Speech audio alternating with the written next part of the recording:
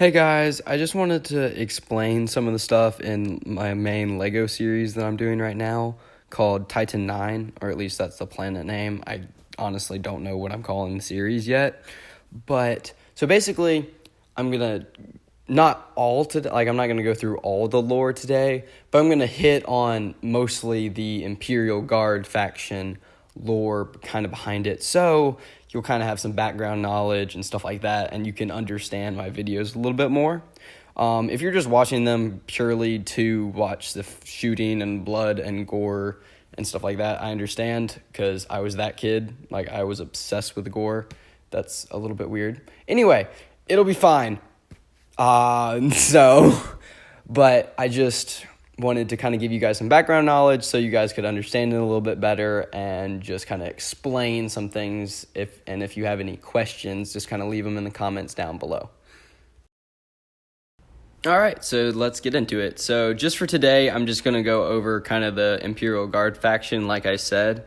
Just not much else, because there's actually a ton of lore behind the world I created, because I just created it from out of this just scratch, basically. I didn't even plan to do this long elaborate series on it. It kind of just happened.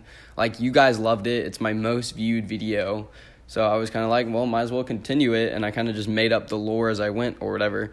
But just for today, for this video or whatever, and if you guys really want to know more, I'll post more videos on it. I'll probably do it anyway, just because, yeah, I'm just amazing like that. But anyway, so we're just going to go over the trooper types and ranks and stuff like that and who the leader is. Alright, so first up, you only saw this guy in my landing at Point Trident video or whatever. If you haven't seen that, go see it. Please leave a like and subscribe. Anyway, that's out of the way now, I guess. That's actually, I think the first time I've done that. Ew. Anyway. Anyway, so basically, that guy, obviously, if you know Star Wars, you can tell he's a regular stormtrooper. But in this world, he is literally, the lowest of the low ranking-wise or whatever. He's kind of just a foot soldier. Nothing's really special about him or whatever like that. So he's kind of just the day-to-day soldier. He's like infantry, like army infantry. That's basically what he is in the Imperial Guard's army. All right, next up, we have one of my absolute favorite stormtroopers ever. If you guys saw Rogue One, you saw these guys. They were the tank drivers and stuff like that. Absolutely love their armor. Anyway, now that that's out of the way, I say that a lot. I should probably stop saying that. You guys are probably getting annoyed with that. It'll be fine. You're the guy, I cannot do English at all. But you guys are the ones who click on this video. So, ha, in your face.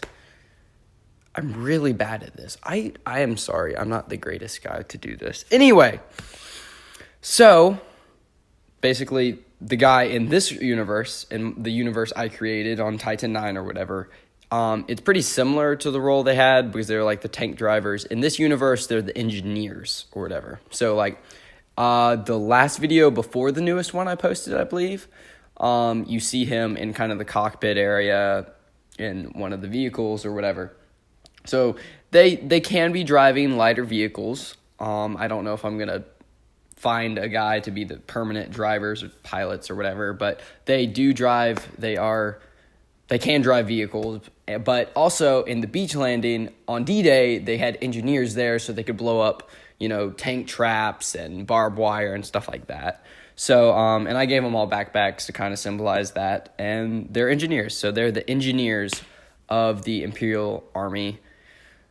Imperial Guard's army or whatever, and they're a little bit above just regular grunt soldiers, but not very high on the list.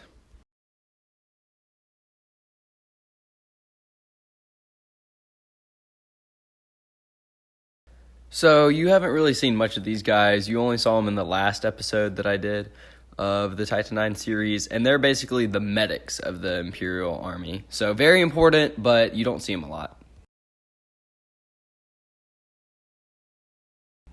Alright, so this is my absolute favorite Imperial Stormtrooper ever. These are called Shore Troopers, and again, they were also in Rogue One. which sue me, but I think Rogue One is pretty much the best Star Wars movie ever. But anyway, but in my universe, in the Titan-9 world, you've only seen one of them because I only have one of these guys, which sucks because I absolutely love them. But this is a infantry captain. So it's an officer. Well, no. Yeah. It's either a captain or a commander. I forgot. Damn it. It's captain or commander. I don't feel like going back and looking. I think it's commander. I'm pretty sure it's commander. I'm going to go with commander. Scratch that. Commander.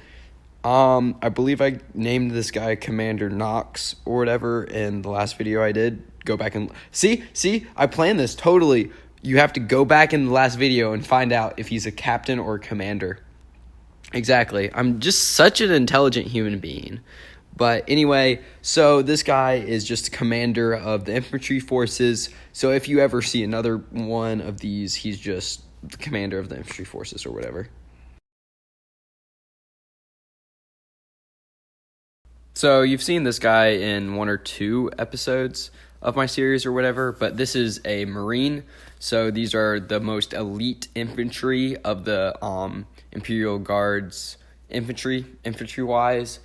They're not like super special forces. Like they're Marines. Like they're better than regular infantry, but nobody would call them special forces.